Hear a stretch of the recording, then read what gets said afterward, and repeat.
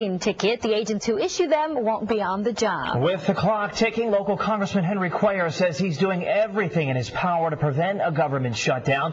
He joins us now over the phone from Washington with more.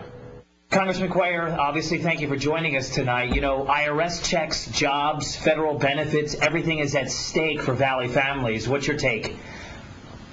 Well, you know, certainly this is why I don't want to see a shutting down of the federal government because, you know, it's not only the people that work for the federal government, 800,000 people, but it's also the private citizen who gets some sort of service from the federal government.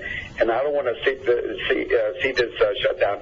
We're trying very hard to work out an agreement, but I've always said that you need two sides to reach a compromise. Just this week, you wrote a letter to the president urging for a long-term spending bill to prevent a government shutdown. Is that looking like a real reality at this point?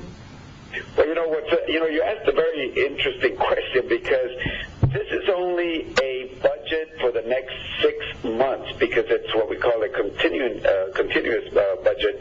And then after this, guess what, Ryan? We have to do the budget for this year that's coming up. So, I mean, we're only talking about 6 months and then 1 year. But what about the long term? The long term, because, you know, we just can't go 6 months at a time, 1 year at a time. We got to look at reducing the deficit. Some servicemen are being deployed. Others are already serving. The question from them is, will they get paid?